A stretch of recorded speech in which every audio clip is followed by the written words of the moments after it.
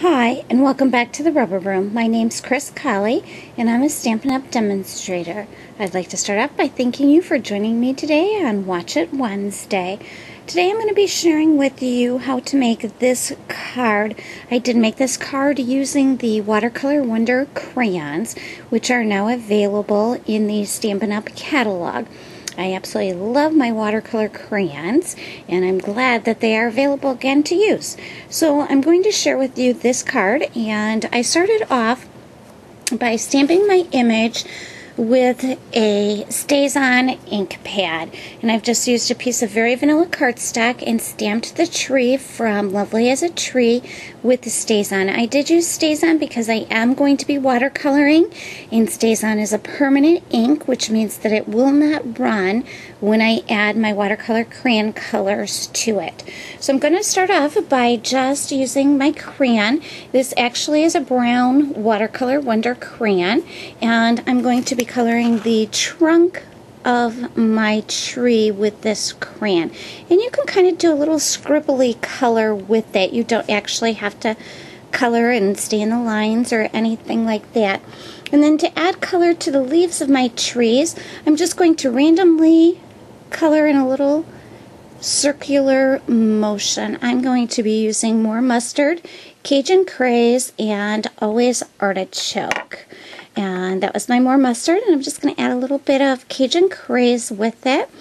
And you can see I'm just coloring in small circles with it in a circular motion so that you don't have to watch me color the entire tree. I do have one here that I've already added some colors to. And you can see it is all kind of just scribbly looking. And what I'm going to do is take my aqua painter and add some water to that, which will then blend those colors nicely together. So I do have my aqua painter here, and I'm just going to make sure it's not too wet. I'm just going to brush it down onto my little Kleenex and make sure it's not too wet. And then all I'm going to do is take it and use it also in a circular motion to just blend all of those colors nicely together. And again, you do not have to worry about staying in the lines. That's one thing with watercolor. It is not supposed to be in the lines or perfect. So I'm just going to blend all of those colors together by adding the water from my aqua painter to it. And I'm going to then do the same thing with my trunk, which I used a chocolate chip watercolor crayon on.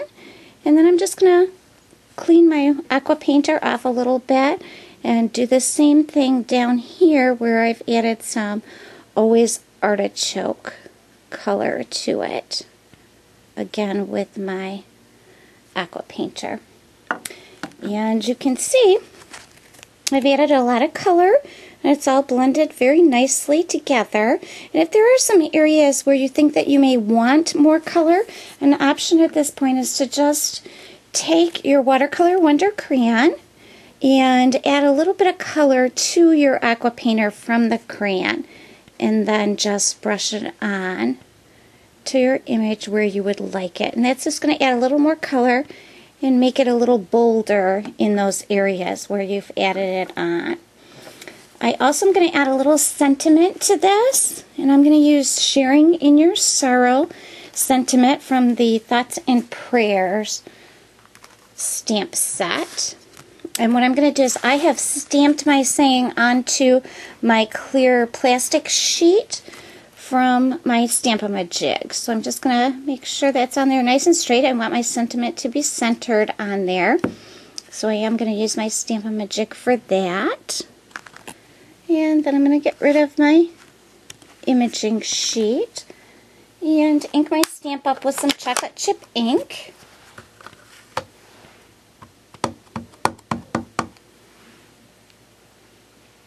And put it right in the corner of my Stamp-A-Majig so I know it's going to go in a place right where I want it to be. And then to finish your card, it's just a matter of layering. I do have a pre-made bow here that I made with my bow maker, so I'm going to put some adhesive onto the back of my image, and then add my bow to the front of it. And then I'm going to layer it on a piece of more mustard cardstock. And then onto a piece of always artichoke cardstock. And I have cut these pieces so that they are 1/8 of an inch bigger than the layer that's going on the top. And I used my square lattice embossing folder to add some texture to the actual front of my card. So I'm going to put my artichoke piece right on the front of my card and make sure it's nice and centered there. And adhere that, and then put some snail adhesive on my more mustard piece.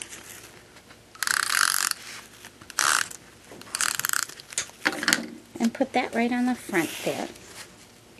And there I have a very quick and easy Sympathy card that you can use. One of the things I really like about this card is that it can be used for a mail, and I often have difficult time finding something that's appropriate to send to a mail. So this is one of the things that I think you can do quickly and easily and have it all ready and sent in the mail.